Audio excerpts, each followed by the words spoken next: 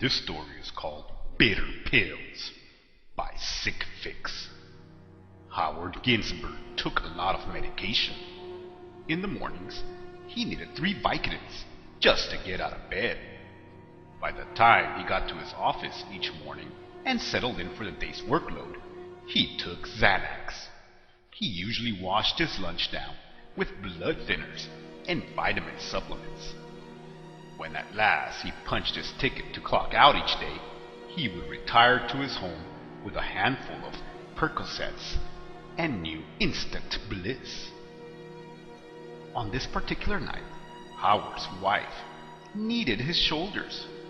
"You know, Howard," she fussed, "you really shouldn't take so many pills. I know you hurt, but you're doing more harm than good." Howard laughed at her. "You worry too much, love. If my pills are so bad, why would the doctor prescribe them in the first place?" The next day, Howard spent his lunch break at the doctor's office. The trips to the doctor's office were always Howard's least favorite routine. There was something about his doctor, the spidery motions in which he walked, the bulging eyes, the grimy layer of sweat that always seemed to cover his face.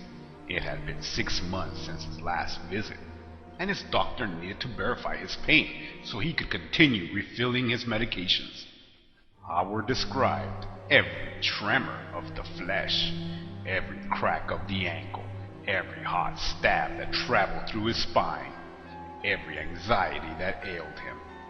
"I'm in a world of hurt, Doc. The pills really seem to keep me going, though. All of them." His doctor regarded him thoughtfully. "Howard," began the doctor, "what if I told you there was a new medication in its testing phase that could simultaneously numb all pain, from your arthritic joints to your herniated discs, from your migraine headaches to your agoraphobia?" Howard leaned forward in his seat, fascinated by his new diagnosis. The doctor wrote him a prescription for the medication. The brand name was Zebanol. Howard was beside himself. He couldn't wait to get home and try these new all-purpose pills. As soon as he entered the door, he told his wife about the new medication, but she clearly wasn't eased by the news. "Well, I don't like it, Howard. These quack doctors think every problem can be solved by popping some magic tablet. This isn't how human beings are supposed to live." Dejected, Howard shunned her the rest of the night and eagerly took his first pill of 40. Within the first 5 minutes, Howard felt a euphoria that seemed to swing back and forth through his body. He thought of a feather carried on a breeze. That's how he felt. His headache had disappeared. His ankles felt as if their swollen fluid had been completely drained. His back felt as if he had just been through an intensive massage.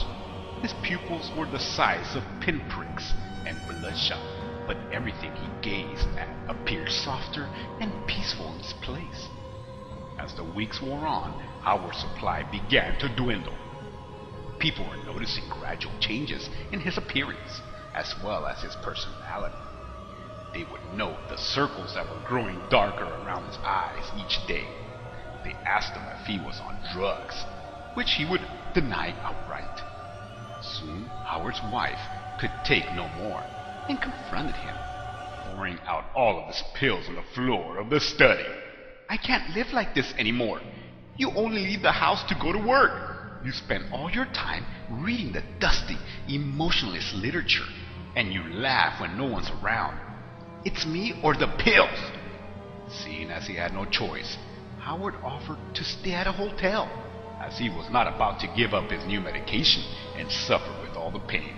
She turned down his offer, saying she would leave and that he could rot in the house by himself. "I'll send for my things in the morning." That was the last anyone had ever seen of Howard Ginsburg. The next morning, Mrs. Ginsburg's sister came to gather some of her belongings. But when she entered the house, she discovered Howard's body. It was not a pretty sight. His chest had caved in and cracked open. His nerve endings had been left exposed, the skin shredded away as if something had clawed its way out from him. She surveyed the floor a few inches away and saw 20, 30, no, 40 oval-shaped insects crawling, slithering, and writhing in the entrails they had dragged away from Howard's torso. Howard Ginsburg never suffered another day of pain.